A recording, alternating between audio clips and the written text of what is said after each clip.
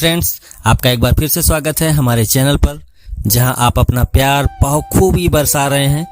हमें बहुत ही खुशी हो रही है कि आप हमारे वीडियोज, हमारे शॉर्ट्स को बहुत अपना ढेर सारा प्यार दे रहे हैं। इसी क्रम में आज हम अपने चाणक्य गुरुजी की एक नीति, जिन्होंने 5 ऐसी बातें हमें समझाई हैं जो कि हमें जानना बहुत ही ज़रूरी है अपने जीवन में, जिससे हम अपना भविष्य संवार सकते हैं, अपना जीवन खुशहाल बना सकते हैं, उसके बारे में। चाणक्य नीति फ्रेंड्स मूलतः संस्कृत में लिखी गई थी, बाद में इसका हिंदी, अंग्रेजी और कई अन्य भाषाओं में अनुवाद किया गया। तो आज की जो हमारी 5 ऐसे पॉइंट्स हैं जो कि चाणक्य जी ने बताई थी, जिनको अपने जीवन में फॉलो करके हम अपने जीवन में बहुत कुछ हासिल कर सकते हैं, उसमें फर्स्ट पॉइंट चलिए जानते हैं। फर्स्ट पॉइंट उन्होंने एक बात कही थी, शिक्षा यानी education. Education is your friend. शिक्षा आपकी सबसे अच्छी दोस्त है, यानी education is your best friend. शिक्षित व्यक्ति का हर जगह सम्मान होता है।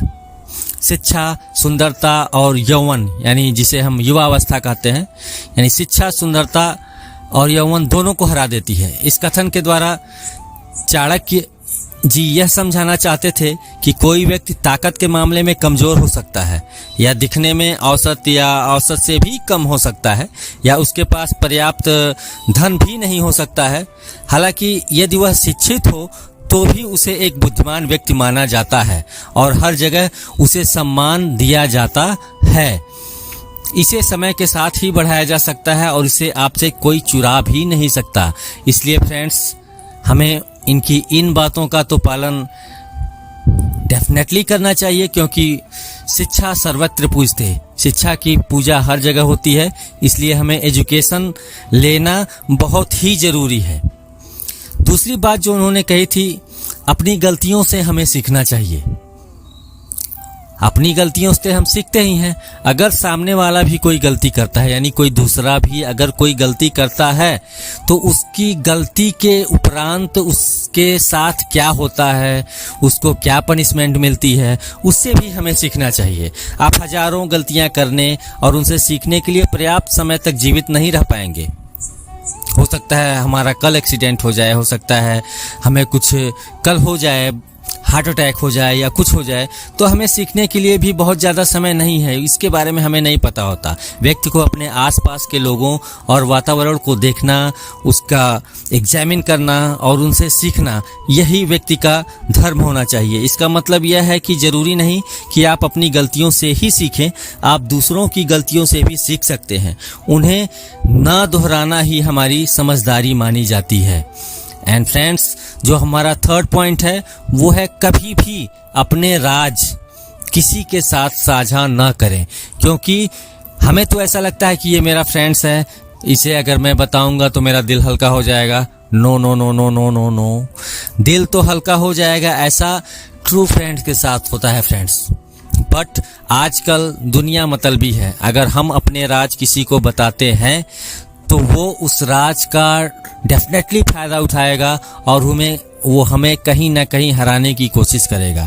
आपको कभी भी अपने रहस्य दूसरों के सामने उजागर नहीं करने चाहिए, क्योंकि आप नहीं जानते कौन उनका इस्तेमाल आपके खिलाफ कर सकता है। चाणक्य जी कहते थे कि किसी भी परिस्थिति में आप अपनी कमजोरियों या खूबियां किसी के साथ साझा ना करें।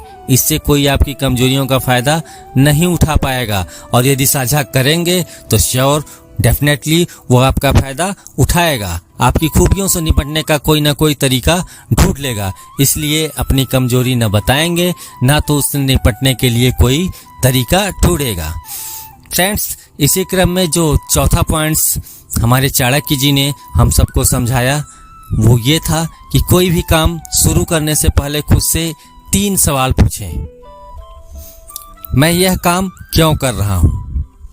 यह काम करने के बाद परिणाम क्या क्या हो सकते हैं? क्या मैं इसमें सफल हो सकता हूँ या नहीं? जब आप इन तीनों प्रश्नों पर गहराई से सोचेंगे और उनके संतोषजनक उत्तर पाएंगे, तभी आप आगे बढ़ें।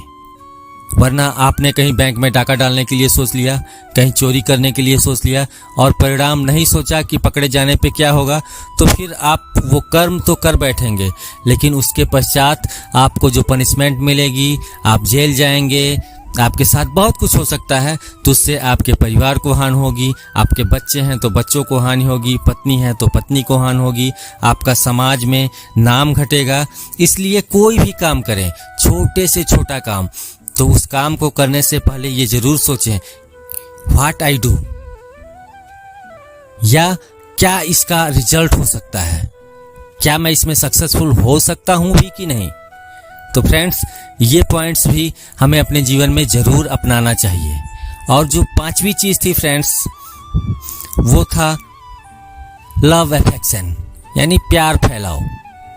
हमें हमेशा अपने बड़ों, अपने छोटों से प्यार से बात करनी चाहिए, हमें उनसे प्यार के साथ पेश आना चाहिए।